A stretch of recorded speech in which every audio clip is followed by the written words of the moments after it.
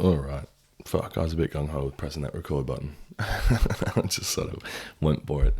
It is Thursday the 26th of January at 8:06 a.m. And I'm chilling here in... Oh, fuck, a lot of noise being made. In my spare room / study room / I don't know what you'd call this place. It's pretty cool. It's becoming more of a study. We're cleaning it out a little bit.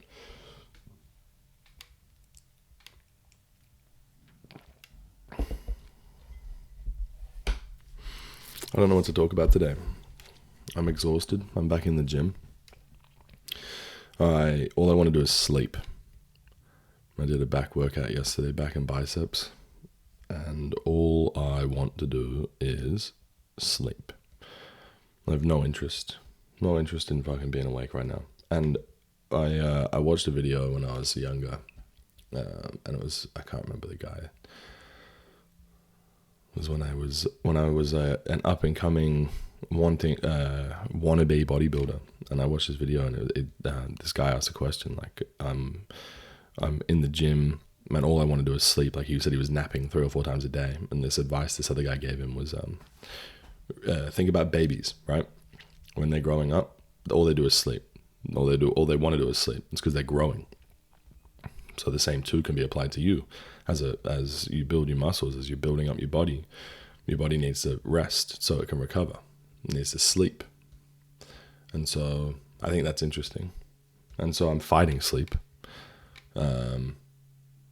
Because I could go back to bed. I could go back for another 4 hours, but I got to work at 10, so I cannot. But tomorrow I will sleep. And I don't know if I'm going to do a rest day today or if I'm going to get back out and do some cardio. Maybe I'll go for a run. Yeah, maybe. We'll see how we go. I'll let you guys know on tomorrow's podcast. I got to work with one of my old workmates yesterday. We hired him for my new company, and the new company I work for. And he used to work. I hired him previously when I was managing in my old company, and so that's pretty cool. He's a sick dude. He's another artist, actually. He paints and does like sculpting art and stuff, and I think it's really cool. It's what I was saying the other day about my friend Mila and her passion for acting and the quality at which she acts. The same too can be applied to his friend. His name's Vincent. To Vincent and his paintings and his art. You know, there's just like this. He almost wouldn't be him without that aspect, and it's like just really cool to see. I had another friend, Adam, and he's the same, but for guitar, for music. I like to keep people around me, creative people around me, because they inspire me. You know, they remind me that it's worth doing the things that I want to do, because people will think it's cool, and if nothing else, I will feel content, and that's the most important part, right? Not what other people think, but how I feel. And that's a tough and lonely path to take, I think, a lot of the time. Not wanting to be the guy that pleases everybody, and allowing myself to have conflicts. You know, not everybody's gonna like you, but it's really difficult sometimes to, I don't know. So like, speak your mind, really. Like that's not an easy thing to do for people. A lot of people don't like to engage in conflict. They want to avoid it at all costs. And so therefore they're going to go with the flow. But going with the flow is often going to put them in a position where they feel uncomfortable, maybe unsafe. So I'm glad that my mum taught me at a young age to... she didn't really teach me. It wasn't until I left home that I started to be a bit more like her, honestly. But she drilled it into me, and I got to witness it, you know. And there is a loneliness about it, because I'm unwilling to just make you feel good for the sake of it. You know what I mean? If you're saying stupid shit, If you're saying things that aren't right, I'm going to, disagree with those, and we'll have a discourse about it. And if I'm wrong and the way that I'm behaving is appalling, I'm going to apologize. And you know what I mean? It's the same principle that I've said before, double down and back down. You do a risk assessment in your head before you open your mouth, and you make sure that what you're about to say has some sort of valid contribution. And if it doesn't, shut up. And if it does, stick to your guns. I just think too many people. I've said it by that on authenticity poem that not poem, but thought and reflection that I read. A couple of weeks back. It's the same thing. A lot of people wear a mask and they present themselves to the world in a way that isn't truly them. And I'm sure there are plenty of easygoing people. I'm sure that a lot of the people that I would reference here and talk about are easygoing people. But I also am convinced that a lot of them disagree with many points. And I could sit there talking about how I feel about X, Y, and Z issues, and they would not really share their opinion. You know what I mean? They'd either agree with what I was saying, or just for the sake of keeping the peace, just keep their mouths shut. And I think that the world needs a lot more polarity. It needs a lot more of people,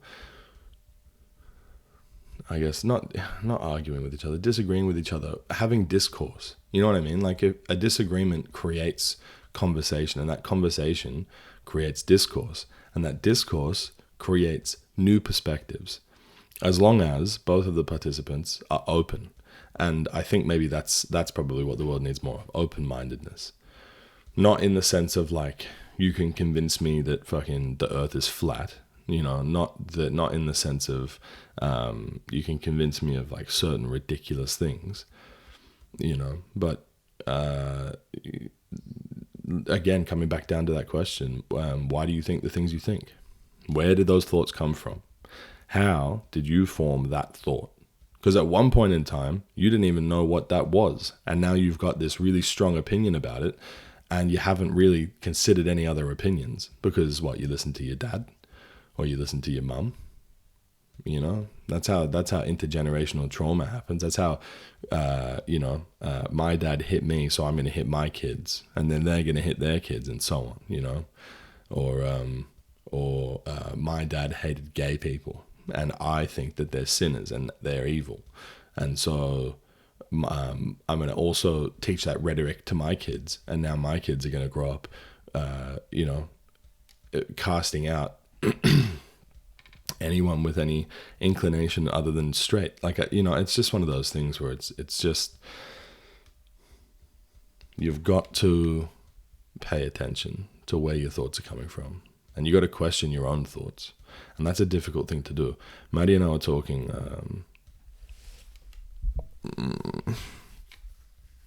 There's some people that just don't think about anything other than the next thing they got to do. La da da da da. Put the toast in the toaster. Pop the toast. Wait for the toast to pop. Oh, I will prepare a plate now for my toast. I'll put the butter on the toast. Eat the toast. Yum yum yum. And that's it. And then they're like, ooh, it's time to get ready for work. What will I wear? And they've got like a routine.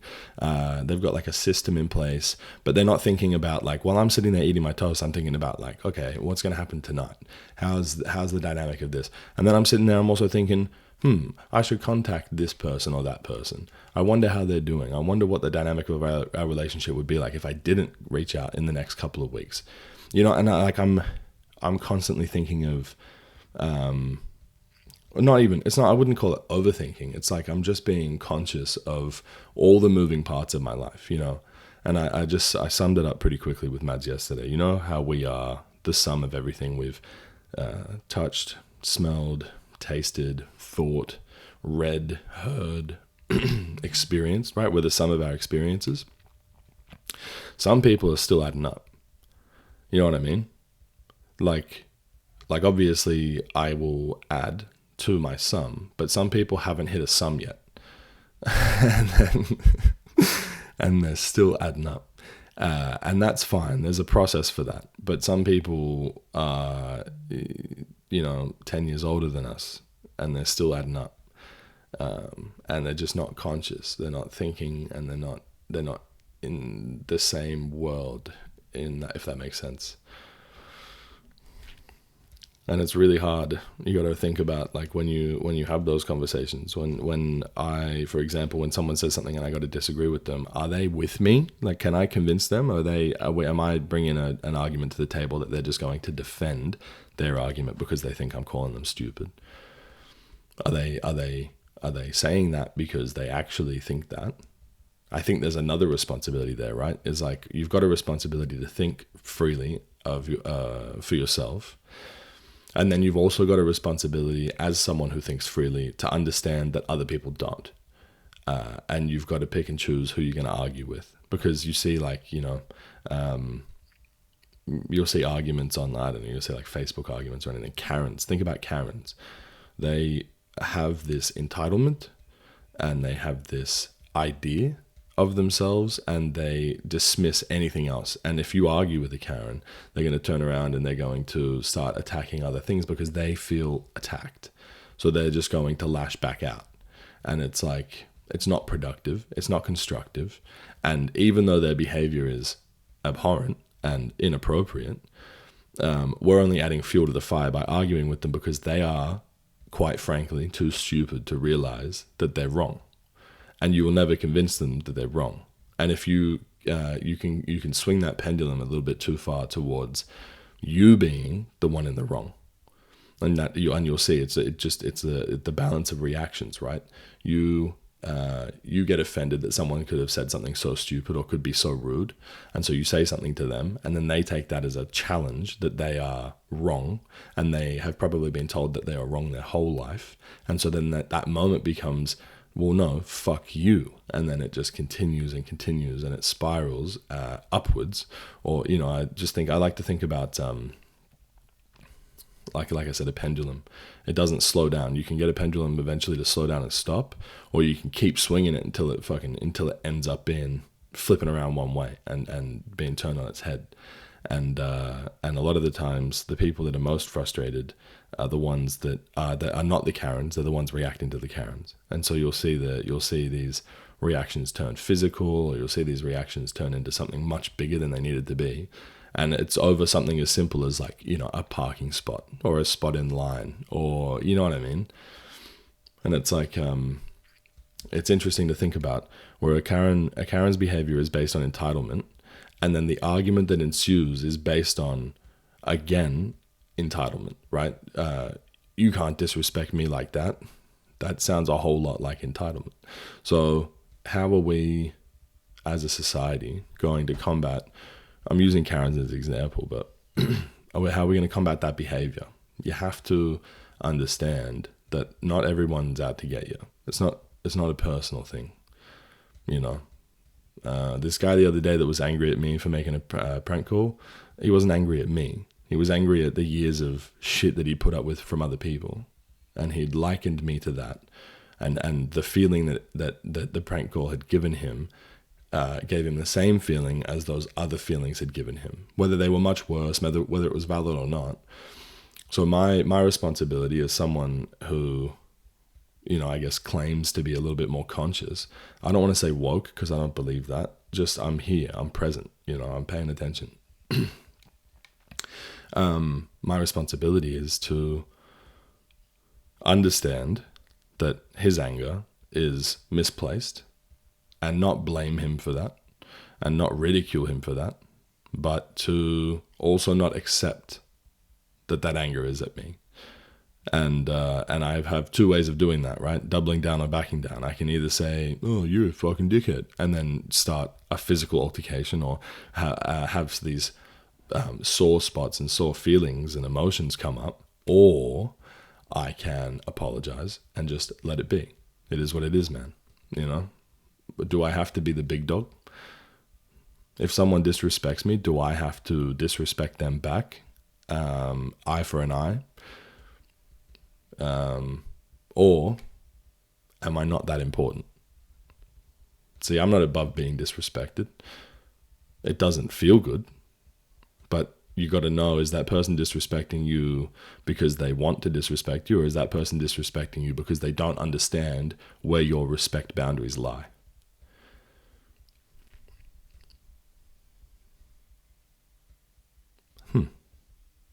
Think about it.